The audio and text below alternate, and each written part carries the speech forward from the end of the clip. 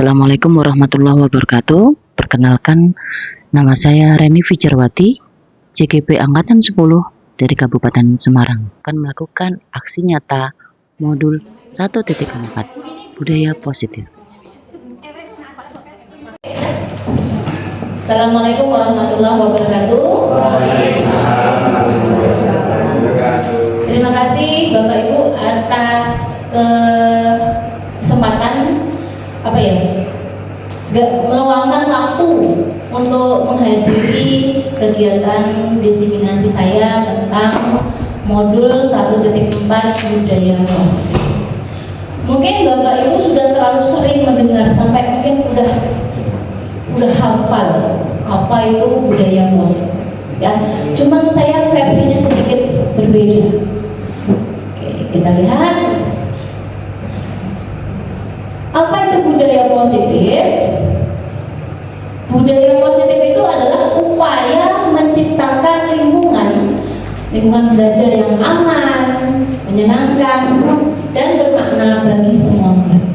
Ya, jadi kita harus menciptakan lingkungan belajar yang ramah anak. Bagaimana strategi mewujudkan budaya positif?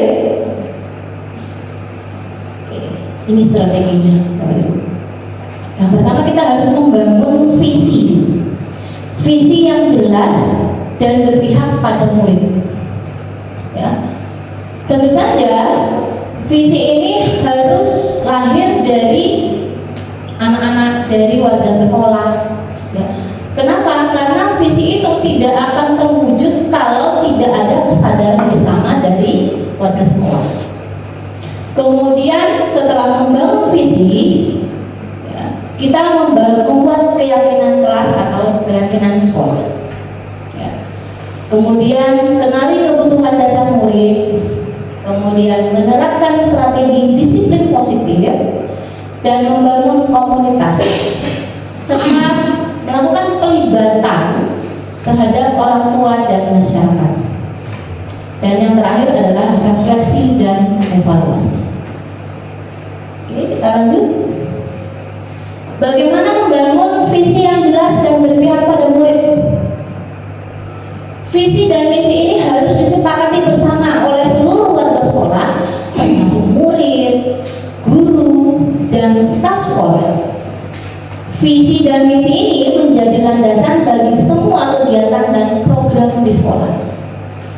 Sebelum kita membuat visi, kita harus mengetahui motivasi intrinsik diri baik murid, guru maupun kepala sekolah. Jadi visi itu harus menggali motivasi kita dari semua warga sekolah. Nah, setiap orang memiliki motivasi intrinsik yang berbeda, Bapak Ibu. Mari kita buktikan. Ya, Bapak Ibu, saya minta berpasangan mencari pasangan, ya. Bapak Ibu dan pasangan di sebelah akan melakukan kegiatan cobalah buka. Anda adalah A. Ayo Bapak Ibu, silakan berpasangan dulu. Ya. Anda adalah A. Tentukan dulu siapa A, siapa B. Ya. Kemudian tugas Anda adalah mengepalkan salah satu tangan Anda. Ya. Coba Anda bayangkan bahwa Anda menyimpan sesuatu yang sangat berharga di dalam kepalan tangan Anda. Anda perlu menjaga benda tersebut sekuat tenaga, karena begitu pentingnya untuk kehidupan Anda. Kemudian rekan Anda, tugas B, adalah mencoba dengan segala cara untuk membuka kepalan tangan Anda. Ayo, silakan. Bagaimana caranya? Ya. Teman Anda B boleh membujuk, boleh menghardik, mengintimidasi, memarahi, menggoda, menggelitik, bahkan menawari Anda uang agar Anda bersedia membuka kepalan.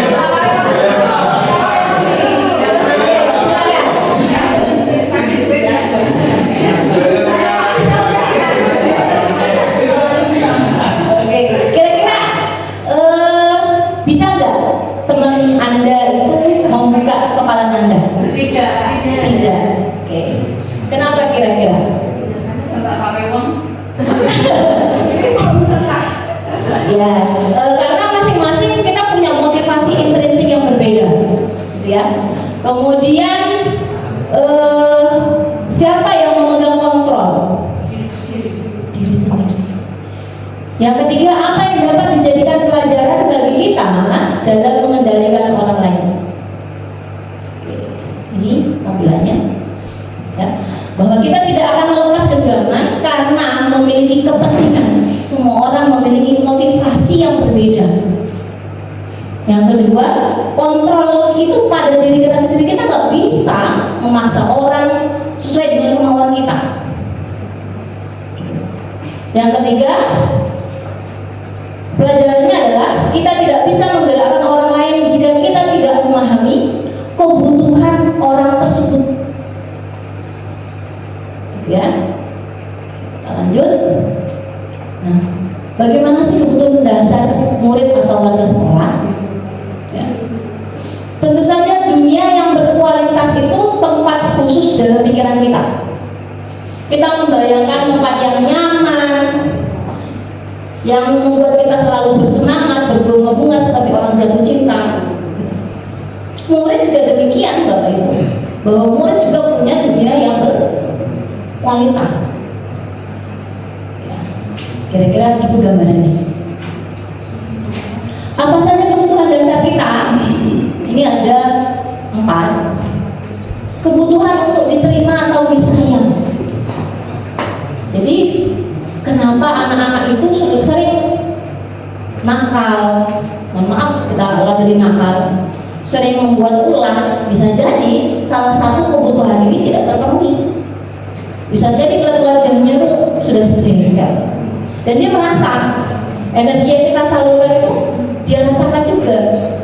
Oh, aku tidak diterima sama ibu ini, aku tidak disayang sama pak guru ini.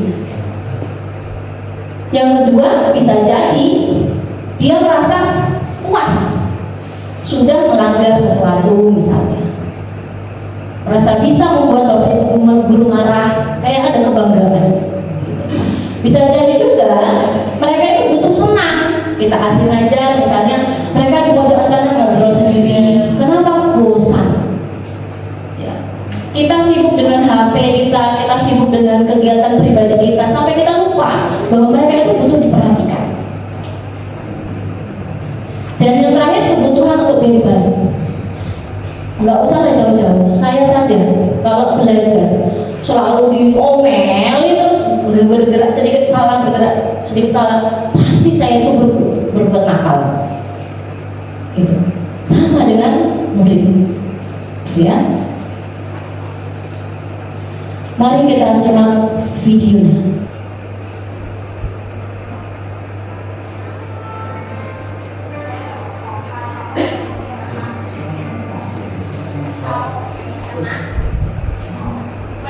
Ini adalah anak autis.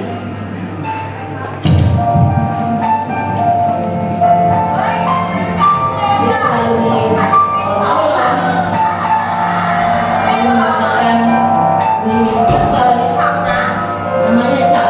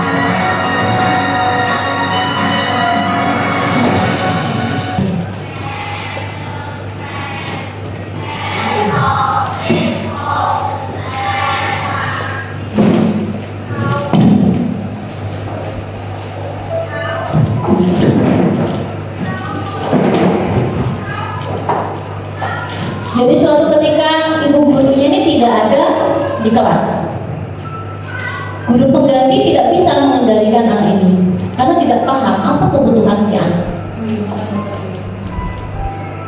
Dia frustasi.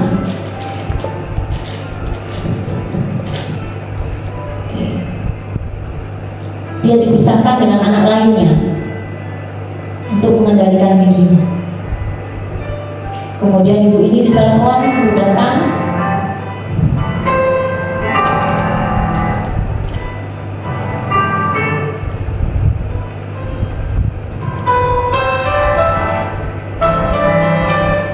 Kemudian ketika ibu ini datang, dia langsung tenang karena dia merasa disayang, merasa diterima.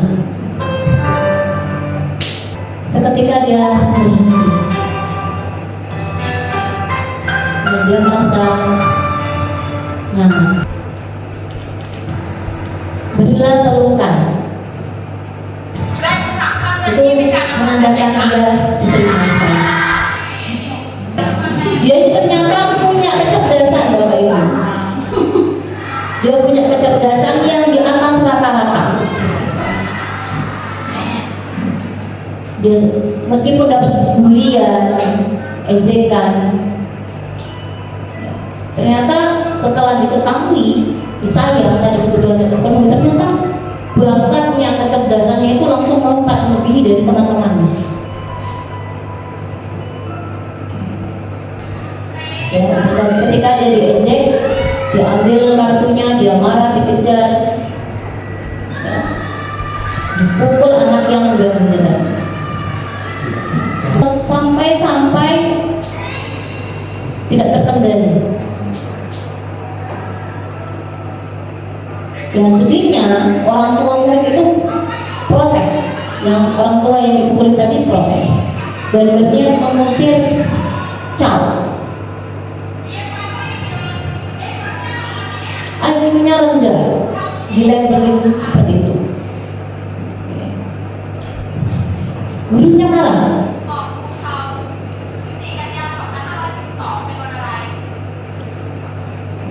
Karena dia daya ingatnya luar biasa cepat. Meskipun dia tidak memperhatikan, dia punya dunia sendiri. Dan akhirnya orang kaget betapa cerdasnya anak ini. Daya ingatnya kuat dan dia minta maaf.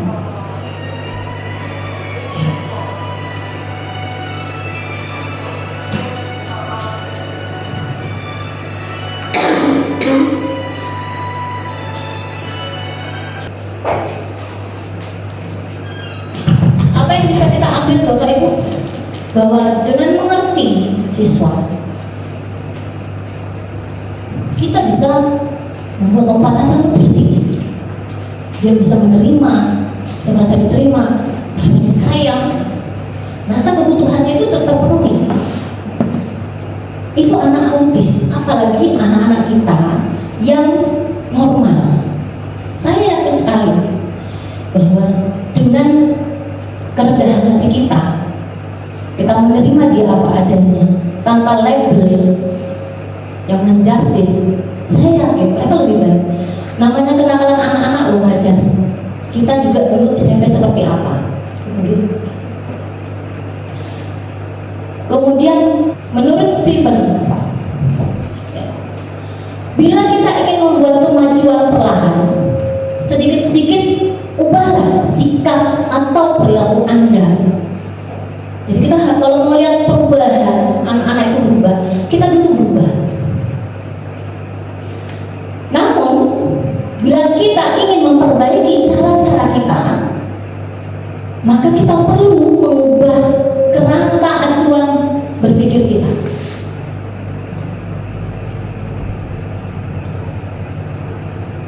Kemudian kita akan bangun keyakinan sekolah, keyakinan kelas, ya. Apa sih keyakinan kelas itu? Nilai-nilai dan prinsip-prinsip yang disepakati bersama oleh seluruh warga sekolah untuk dianut dan diterapkan dalam kehidupan sehari-hari. Keyakinan kelas itu harus bersifat positif, berpusat pada murid terukur dan realistis. Jadi kita jangan menggunakan kata tidak, jangan dilarang, harus bermuatan positif. Contoh keyakinan kelas: menghormati diri sendiri dan orang lain, bertanggung jawab, bersikap jujur, dan lain-lain. Bagaimana mewujudkan keyakinan kelas? Yang pertama adalah libatkan murid untuk merumuskan prosedur mewujudkan keyakinan kelas. Libatkan, kita gali apa sih yang membuat mereka bisa mewujudkan nilai-nilai itu. Yang kedua, barulah kita membuat kesepakatan kelas. Kita tonton lagi, Bapak Ibu. Ini saya lakukan kelas 8F.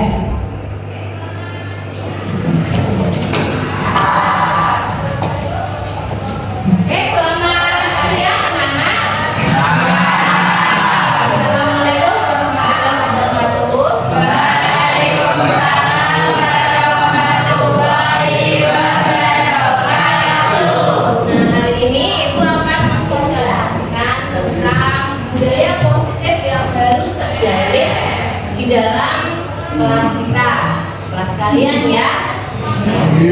Kalian kelas 8 ya. Tentu di dalam sekolah kalian pasti ada masalah-masalah yang sering muncul sehingga membuat kalian tidak fokus belajar. Betul atau tidak? Kalau boleh tahu masalah apa yang sering muncul? Ngantuk, apalagi? Tidak konsentrasi, apalagi? Hah? Malas belajar. Apalagi?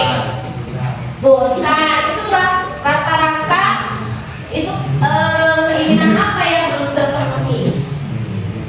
Kebutuhan apa yang belum terpenuhi sehingga kamu merasa bosan, sehingga kamu merasa ngantuk? Kebutuhan apa yang kira-kira belum terpenuhi?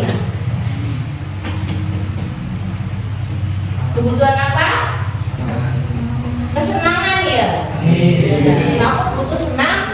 Nah, dalam kurikulum Merdeka, kita ini sebagai orang yang merdeka, tentu kita harus punya kemandirian, ya. Kita harus tidak bergantung pada orang lain. Kita harus memiliki kemerdekaan dalam diri kita. Setiap orang punya kemerdekaan masing-masing. Nah, permasalahannya ketika kamu berinteraksi dengan kemerdekaan orang lain, tentu akan menjadi konflik, benar? Bisa jadi kamu merasa merdeka, tetapi orang lain kemerdekaannya terganggu, betul atau tidak? Nah, maka dari itu kita hari ini membuat keyakinan kelas, ya. Bisa dipahami? Nilai-nilai apa saja yang harus kita junjung tinggi di dalam keyakinan kelas kita? Siapa yang mau mengutarakan pendapat nilai-nilai keyakinan apa yang harus kita wujudkan dalam kelas kita? Ayo angkat tangan. Ayo angkat tangan ya, silakan. Nilai kejujuran. Nilai kejujuran ya, ibu tulis ya. Nilai kejujuran. Ada lagi? Saya Bu. Ya. Nilai tanggung jawab. Nilai tanggung jawab. Oke, ada lagi? Nilai kerjasama. Nilai kerjasama. Ada lagi? Ya. Kedisiplinan. Nilai kedisiplinan. Jadi kita harus disiplin ya. Kita akan teratur kalau kita disiplin. Ada lagi? Ya. Nilai kerukunan. Nilai kerukunan.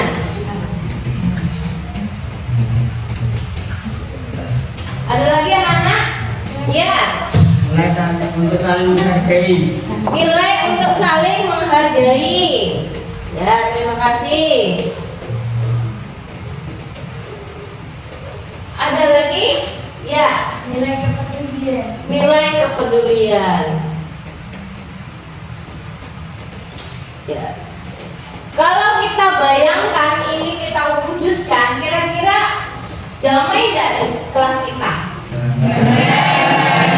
Iya ya. Nah, kalau gitu bagaimana kalau kita sama-sama mewujudkan nilai-nilai yang kalian sebutkan tadi? Itu kita buat poster ya, biar kalian selalu teringat tentang nilai-nilai keyakinan yang harus diwujudkan.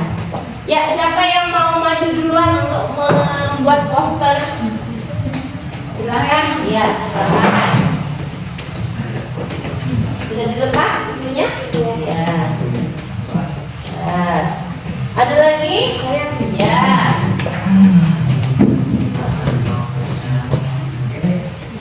Oke.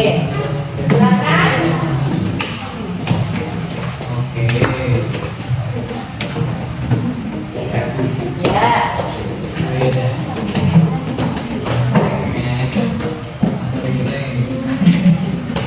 Ada lagi?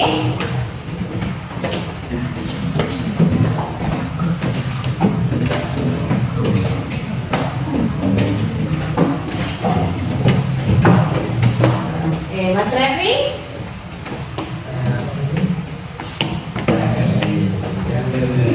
Oke, bagus sekali ya. Ini posternya. Jadi saya buat ini ya, buat bagiannya.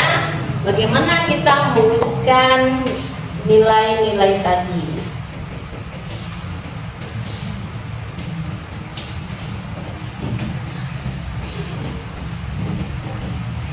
Ini adalah awan nilai keyakinan. Menarik ya? Oke. Nah, bagaimana sih cara mewujudkan nilai-nilai ini? Apa saja yang harus dilakukan untuk mewujudkannya? Apa saja? Ya, ada yang tahu nggak? Bagaimana sih cara mewujudkannya? Ada yang tahu nggak? Angkat tangan. Ya. Saling menjaga sikap agar tidak menimbulkan pertukaran atau konflik. Ya, saling menjaga sikap. Saling menjaga sikap agar tidak konflik. Ada lagi? Ya, Ana. Saling bekerja sama dalam melakukan tanggung jawab. Oke, saling apa Mbak? Bekerja sama. Bekerja sama untuk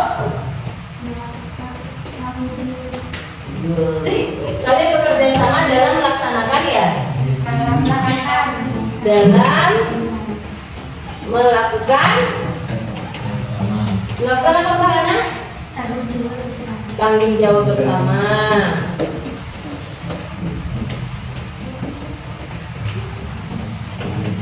Oke, ada lagi? Ya, Mas Farhan. Saling menghargai teman dan guru. Saling menghargai Teman dan guru. menghargai teman dan guru. Ada lagi?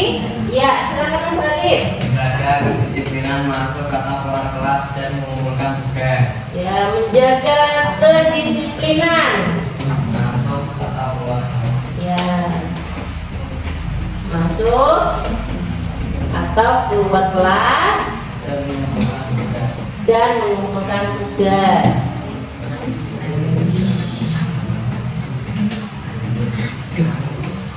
Ada lagi? Ya, Mas siapa dulu? Mas Tio. Melaksanakan tanggung jawab sesuai kesepakatan.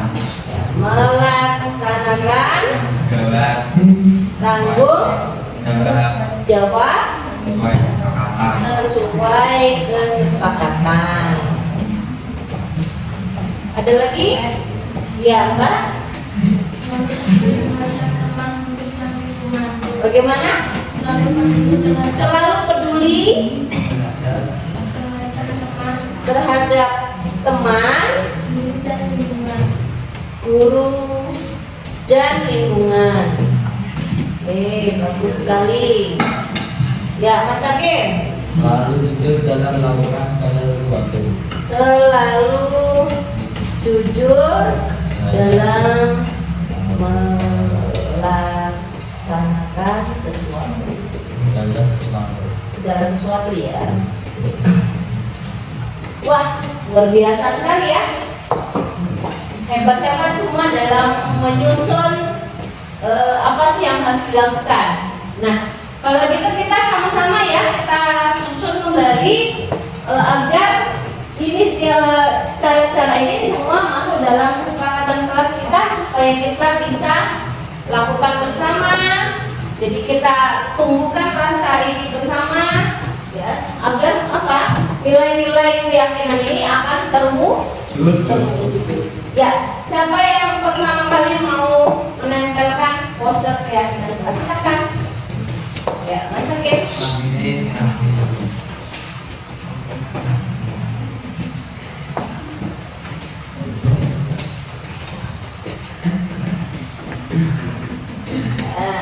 Kata yang rapi ya. Terima kasih. Lagi. Siapa lagi ya? Silakan.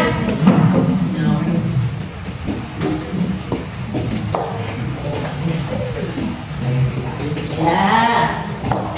Ada lagi? Ya, silakan Mas Rio.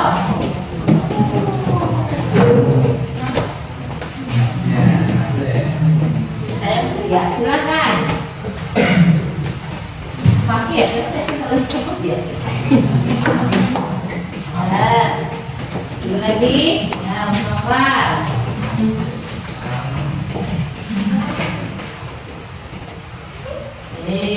Silakan.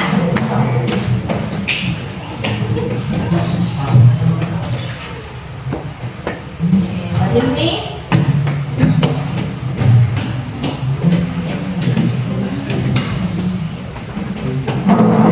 Ini semua sudah ya. Tinggal kita buat bagannya.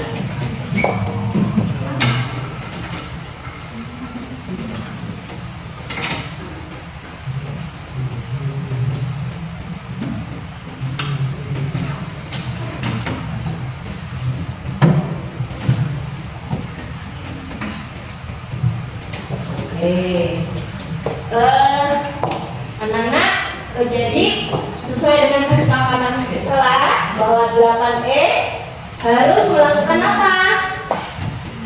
Harus melakukan apa? Kesepakatan kelas. Apa yang pertama dilakukan? Yang harus diingat? Selalu jujur melakukan segala sesuatu. Kemudian Saling menjaga sikap agar tidak menimbulkan pertengkaran atau konflik. Terus melaksanakan tanggung jawab sesuai kesepakatan. terus Saling menghargai tuan dan guru. Saling bekerja sama dalam melakukan tanggung jawab bersama. Menjaga kedisiplinan masuk atau keluar kelas dan mengumpulkan tugas. Selalu peduli terhadap teman, guru, dan lingkungan. oke, tepuk tangan buat kita. Biasa, semoga nanti kita akan mewujudkan budaya positif. Agar apa? Agar kelas itu damai, kita semangat belajarnya, tidak ada yang mati. Baik kalian maupun ibu juga harus melakukan yang sama. Ya, jadi pahami anak-anak. Saya rasa itu saja dulu pertemuan kita. Assalamualaikum warahmatullahi wabarakatuh.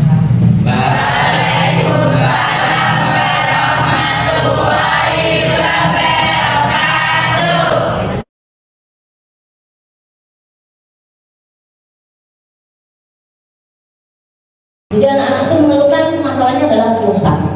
Berarti kebutuhan dasar apa yang tidak terpenuhi? Apa kira-kira Bapak Ibu? Kesenangan. Mereka butuh kesenangan. maka mereka ngantuk, tidak memperhatikan ngobrol karena mereka butuh kesenangan. Di sini saya membuat mereka terlibat merumuskan hal-hal yang harus mereka lakukan menurut mereka sehingga nilai-nilai itu terwujud.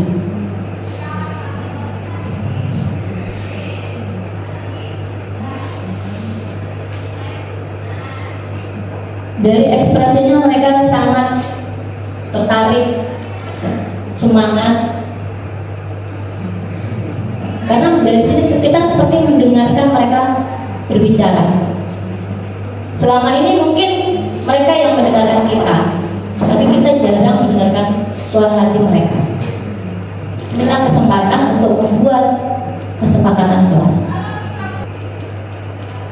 Mereka dengan semangat antusias membuat poster-poster tentang keyakinan kelas.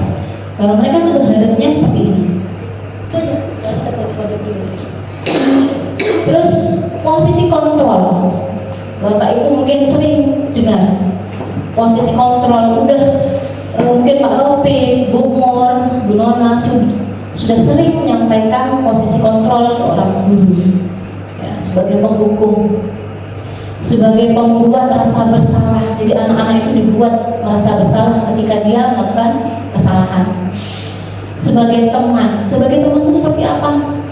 Ayolah nak, bantu ibu, jangan nakal, supaya saya tidak dimarahi kepala sekolah. Sebagai teman, ya. Sebagai pemantau, kamu tahu konsekuensi kamu terlambat, seperti itu pemantau. Tapi kalau manajerial, nah, kamu tahu sebabnya, mengapa kamu terlambat? Kira-kira apa? Kita gali, gitu ya. Kemudian kita gali juga bagaimana mereka menemukan solusinya sendiri. Karena yang tahu diri mereka kan mereka sendiri. Mereka tahu bagaimana menempuh solusinya. Oke, mari kita simak video. Ini sangat mengharukan.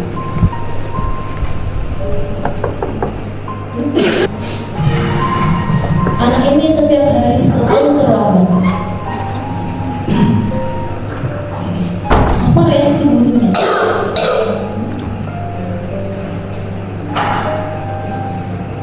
Vanessa? Jadi, bahasa Indonesia, seolah-olah saya bisa bahasa Turki. Kamu terlambat. Apa yang harus kamu lakukan? Pasang tangan. Ama o să percerit mă, ce Gurunya merasa, wah, aku ini sudah tegas sama guru. Anaknya diam saja. Pulang. Ini terjadi terus-menerus. Dicepati aja. Keesokan harinya dia terlambat lagi. Selalu hal yang sama yang dia dapatkan, dipukul, disuruh duduk, tiap ketemu. Nah, suatu ketika gurunya itu bersepeda melihat ternyata setiap pagi anak ini mendorong kakaknya yang disabilitas. Baru dia ke sekolah.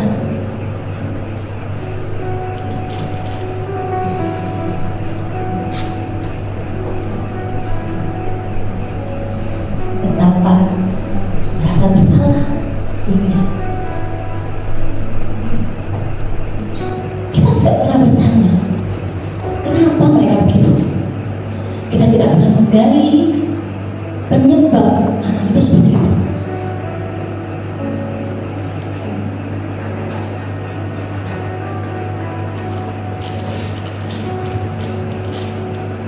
Yang sering kita lakukan adalah menjustis, melabeli, menghukum.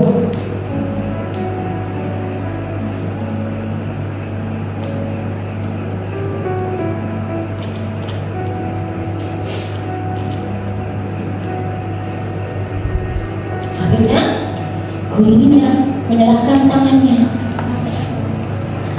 untuk dipukul ke anak.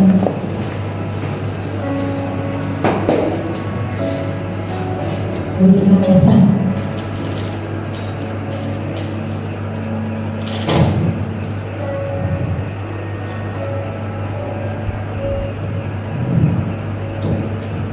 Itulah yang sering terjadi di keseharian kita, Bapak Ibu. Apakah kita harus selalu melakukan posisi kontrol manager? Idealnya seperti itu ya, Bapak. Tentu saja tidak harus. Kenapa? Idealnya kita memposisikan diri sebagai manajer, namun tidak semua kejadian harus dilakukan posisi kontrol manager. Tergantung dari situasi dan keadaan. Contohnya, saat menertibkan murid di saat acara, tidak mungkin kita melakukan posisi manajer. Sesuai, betul tidak? Jadi kita pandai-pandai memilih posisi kontrol kita. Boleh saja kadang sewaktu-waktu kita mogok, tapi ingat Bapak Ibu, kita harus berpihak pada murid. Jangan menjadi guru yang zalim seperti video sebelumnya. Kita harus tahu bagaimana perasaan mereka. Kita harus bijaksana. Setidaknya memberi hukuman itu harus berkorelasi dengan kesalahannya. Jangan misalnya dia ributnya sedikit tapi marahnya hukuman kita tuh melebihi dari batas kemampuan. Dan yang terakhir adalah segitiga restitusi. Apa itu segitiga restitusi? Segitiga restitusi itu adalah sebuah kerangka kerja yang digunakan untuk disiplin positif, untuk membantu anak-anak memperbaiki kesalahan mereka dan belajar dari pengalaman. Kerangka kerja ini terdiri dari 3 elemen. Apa? Yang pertama, menstabilkan identitas. Apa sih menstabilkan identitas itu? Meyakinkan bahwa anak itu masih merasa dicintai meskipun telah berbuat salah, merasa diterima dulu meskipun mereka telah membuat kesalahan. Yang kedua, validasi tindakan yang salah, membantu anak untuk melihat dampak dari perilaku mereka. Yang ketiga, menanyakan keyakinan. Kamu yakin dengan perbuatan kamu? Ya. Keyakinan apa yang kamu langgar? Oke, kita mulai lagi video lagi. Ini saya ambil video yang sering berkaitan dengan masalah anak di sekolah.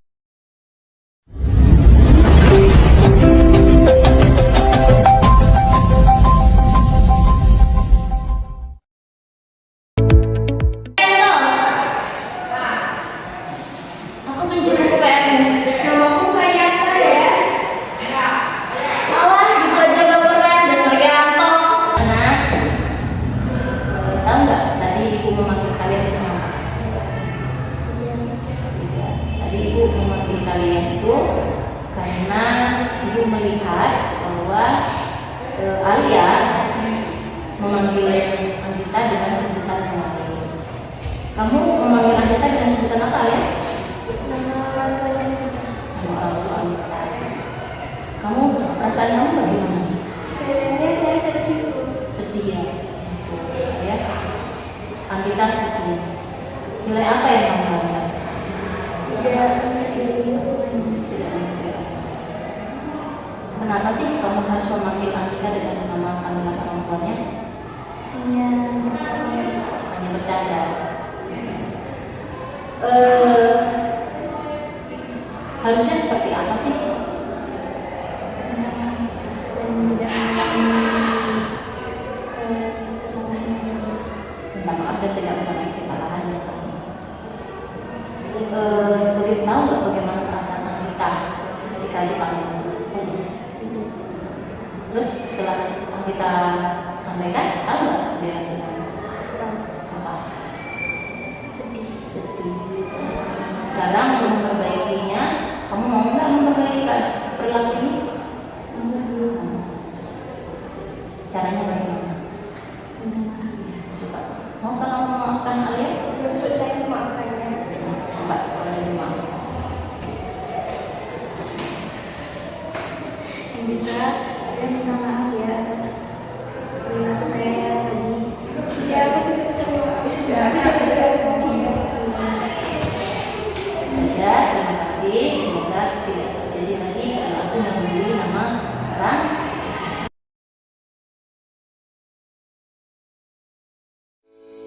Assalamualaikum. Waalaikumsalam. Kamu jam berapa? Jadi pasar berterlambat. Bukan 5 menit lagi, ini terlambat 15 menit. Lah terus gimana itu? Ya, kamu tunggu dulu. Nanti setelah pelajaran baru ketemu dengan saya ya. Iya. Silakan duduk. Maulana, Iya. tadi kamu terlambat. Iya. Kenapa terlambat? Bangunnya kesiangan. Bangunnya kesiangan. Iya. Semalam tidur jam berapa? Jam 12. Jam 12 malam. Ngapain aja kayaknya? Iya. Main handphone. Main handphone. Nggak ada yang mengingatkan. Betul. Ya, orang tuamu sudah tidur atau belum? Sambung. Sudah tidur. Nah, itu kamu lakukan setiap hari? Dia tuh mau main celana cak itu. Gitu. Kira-kira itu boleh nggak ya? Boleh ngapain? Melanggar nilai-nilai aturan nggak ya? Gitu. Melanggar. Iya. Nilai apa yang kamu langgar? Nilai apa? Iya. Kita tahan tuh. Kalau pagi terlambat itu nilai apa? Nilai apa? Bener. Kedisiplinan. Iya. Ya. Kedisiplinan kamu tanggung jawab juga. Kamu ibu perhatikan bajunya juga keluar. Oh, Kenapa iya. dikeluarkan? Subuh. Bisa dirapikan? Siapa? Kenapa sih harus kamu keluarkan bajunya? Iya. Tanya apa?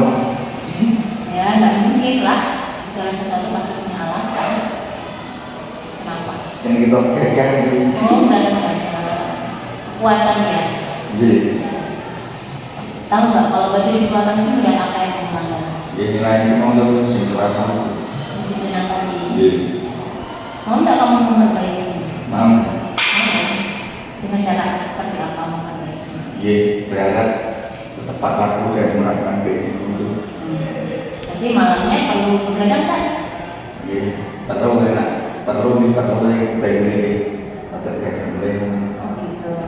Ya pokoknya disiapkan alarm di rumah ya, karena kemungkinan kamu tidak dibangunkan orang tua. Seperti kamu diingatkan untuk tidur malam. Iya. Ya. Mulai kapan kamu kira-kira mau memperbaikinya? Kita mungkin malam. Nanti malam. Ya. Jadi usahakan besok tidak terlambat lagi ya. Iya. Saja. Boleh. Boleh kembali ke teman-teman. Aku. Sudah kasih. Jadi itu adalah budaya positif yang harusnya kita lakukan. Kenali dulu kebutuhan, jangan justice, jangan hakimi, sayangi, terima dulu. Seperti kita mau diterima orang lain. Gitu. Kemudian kita lakukan posisi kontrol. Keyakinan kelas dulu ya, baru posisi kontrol. Kemudian kita melakukan segitiga restitusi.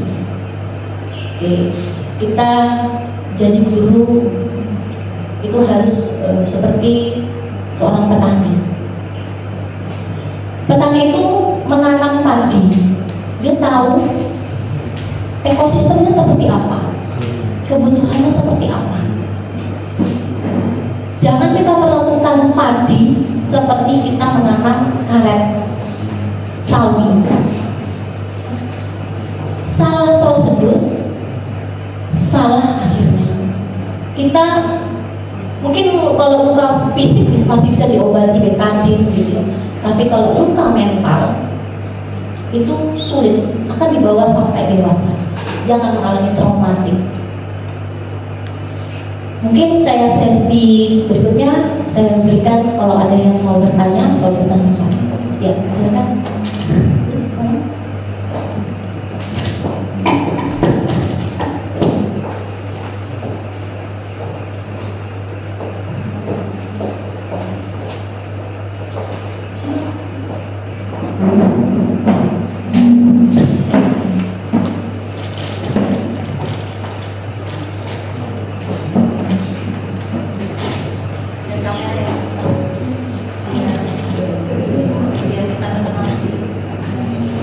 Terima kasih. Pertanyaan saya yang pertama berkaitan dengan psikologi positif. Kita itu sering menemui anak yang inkonsisten. Maaf, saya bilang inkonsisten. Artinya begini, ketika ketemu guru A, dia positif, sopan dan lain-lain, baju dimasukkan. Tapi ketika ketemu atau C dan yang lainnya, dia tidak inkonsisten. Artinya berdasarkan pattern. Itu solusinya bagaimana? Kan kita sebagai guru kita punya istilahnya kesepakatan bersama. Kemudian kadang-kadang juga kita kan nggak mungkin seseorang yang misalnya cara si A ngeleket dengan si B ngeleket kan beda, menasihati beda. Kalau dengan guru A dengan nada tinggi, guru B dengan nada rendahnya, bisa nggak kita misalnya menyeragakan cara untuk mengingatkan murid, padahal kita sendiri sebagai guru juga heterogen. Yang kedua, dengan budaya positif, saya belum tahu yang untuk rubrik mengukur. Contoh, bisa jadi hari ini si A sopan masukkan baju, kemudian dari yang lain tidak. Itu rubriknya bagaimana, karena sifatnya juga labil yang saya pahami. Terima kasih. Assalamualaikum warahmatullahi wabarakatuh. Langsung saja ya. Memang itu sering terjadi permasalahan kita. Saya sebagai guru pun juga demikian. Ya, kembali ke teori Stephen. Bila kita ingin membuat kemajuan perlahan, sedikit, yang harus dilakukan adalah ubah sikap kita, mindset kita, perilaku kita, kerangka acuan kita. Kita harus sadar bahwa anak-anak ini latar belakangnya seperti apa, kebutuhannya seperti apa. Kita nggak mungkin gaya saya sama dengan Pak Sapa, sama dengan Pak Robin. Manusia itu beragam. Tentu nilai-nilai keyakinan, cara kita pendekatan menuju visi kita sebagai guru juga berbeda. Namun yang perlu kita ingat adalah ada filosofi dasar bahwa pendidikan itu harus berpihak pada murid. Kita harus tahu kebutuhan mereka.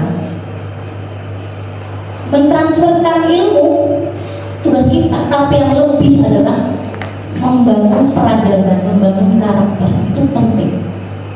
Tidak akan berubah kalau karakternya tidak terbentuk dari kita dulu. Kemudian tolak ukurnya. Kadang-kadang anak itu tidak inkonsisten. Kadang-kadang inkonsisten ya wajar. Apalagi masa-masa remaja, itu memang kita harus melihat padi aja kadang-kadang tidak konsisten. Dia mau tumbuh subur kadang-kadang enggak, tergantung dari keadaan lingkungannya. Kalau kita memberikan treatment yang kurang, maka tumbuhnya kurang. Jadi kita kembalikan ke filosofi dasarnya. Setiap orang punya cara masing-masing, tetapi jangan lupakan filosofi kita, visi kita sebagai guru. Pendidikan itu harus kita wujudkan untuk membangun peradaban, bangun karakter. Ilmu itu gampang, yang penting itu karakter. Makanya kenapa di kurikulum Merdeka ini kita diberikan kebebasan, diberikan kebebasan bagaimana mengelola kelas. Karena yang diharapkan adalah adanya perubahan peradaban. Ya, demikian Mas. Ada lagi?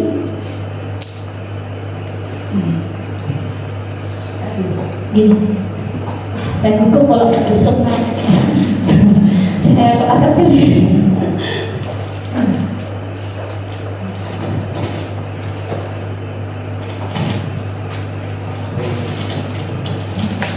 Assalamualaikum warahmatullahi wabarakatuh.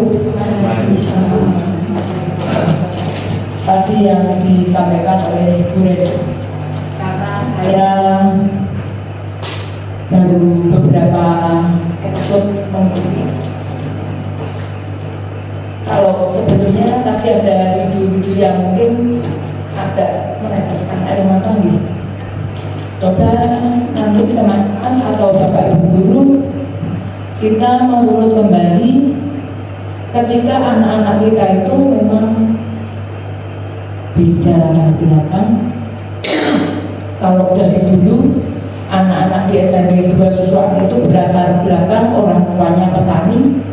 Sekarang dengan berkembangnya waktu 20-30 tahun kesini, hampir saya pensiun, itu bapak ibunya sudah bekerja di pabrik, sehingga ketika ada anak yang tadi disampaikan Pak Safa inconsistent itu memang begini Pak, setiap orang memiliki karakter sendiri-sendiri.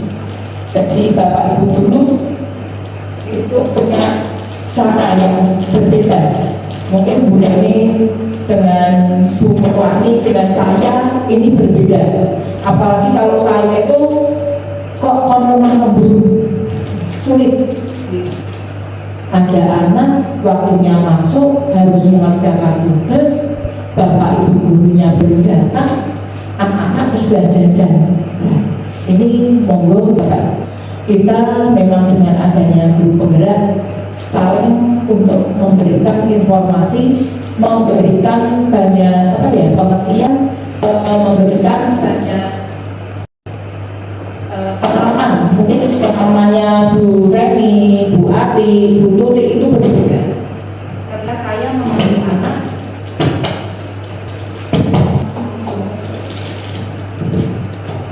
Ketika saya memanggil anak, sebagai contoh, anak yang kedapatan bukan muridnya dan dia sudah misalnya menjadi pacar kelas 8 dengan kelas 9, kelas 8-nya yang laki-laki, kelas 9-nya yang perempuan. Mesti gitu karena yang locosnya karuan, tapi beda lagi ketika ke BK, beda lagi ketika bahasanya itu kelas. Monggo bapak ibu guru kita saling sharing. Saya juga sudah menyampaikan kepada orang tua, kepada bapak ibu semua, bahwa di SMP 2 Suswan itu kalau kita melihat jauh dari kebisingan, kalau untuk belajar ini sangat cocok. Nah, tengah-tengah kebun saya ini terus dia, tengah-tengah kebun ya, iya, jauh dari kota besar. Harusnya anaknya. Tetapi mari Bapak Ibu kita saling bersinergi. Saya sudah menyampaikan berkali-kali kepada jenengan, saya tinggal menghitung amplop tinggal 16. Mari di titik, saya tidak hanya menghadapi Ibu Reni, ini kebersamaan saja. Di titik-titik ketika anak-anak itu berkumpul kurang bermanfaat, monggo selalu kita ingatkan. Ini pernah terjadi, pernah saya alami ketika dia lebih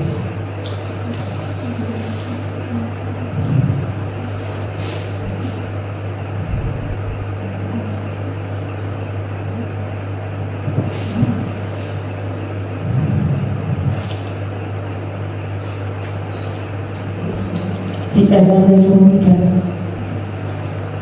ada yang terlambat. Saya tanya, kok terlambat? Saya harus penyakit sana.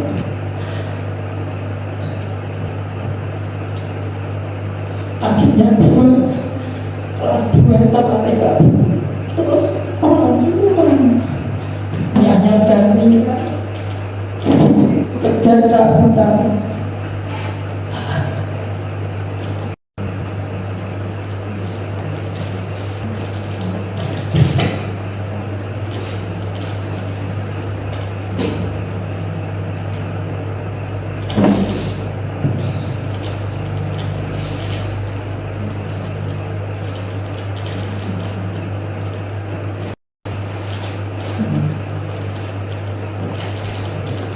monggo Bapak Ibu, kalau kenakalan anak kita itu memang tidak seberapa, tapi kalau kita tidak bisa mengingatkan, kita juga tapi mari kita bersama-sama kita awalnya kita jaga karakternya.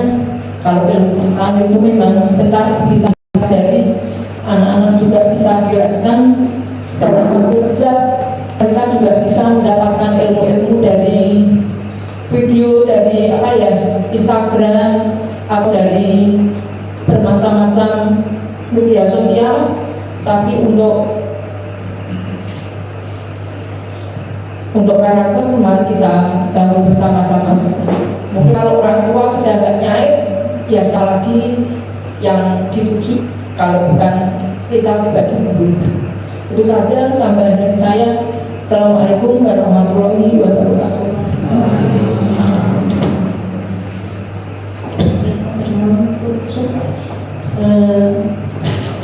Tadi kami sampaikan busuk bahwa busuk itu maunya kita seperti ini, di posisi ini membangun komunitas, dan kita harus juga melibatkan orang tua dan masyarakat.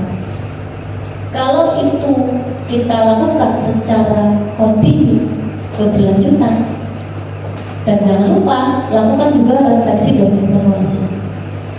Insya Allah Indonesia gemilang akan terwujud. Oke, demikian presentasi dari saya. Assalamualaikum warahmatullahi wabarakatuh.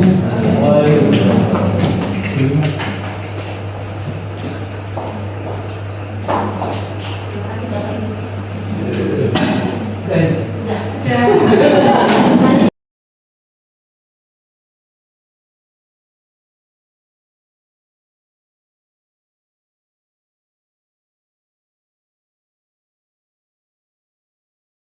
Assalamualaikum warahmatullahi wabarakatuh.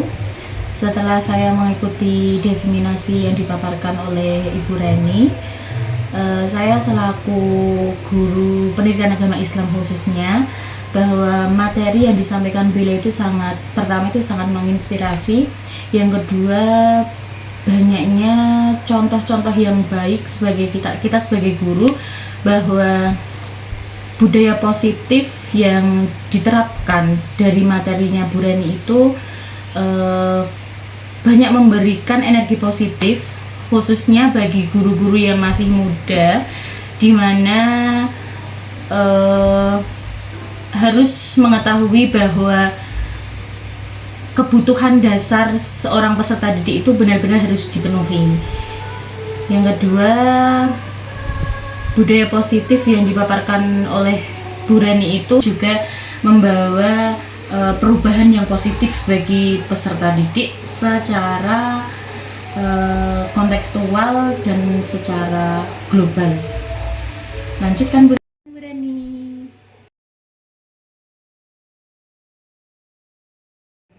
Karena udah diterapkan kesepakatan kelas dan keyakinan kelas, maka kelas akan menjadi lebih nyaman dan aman.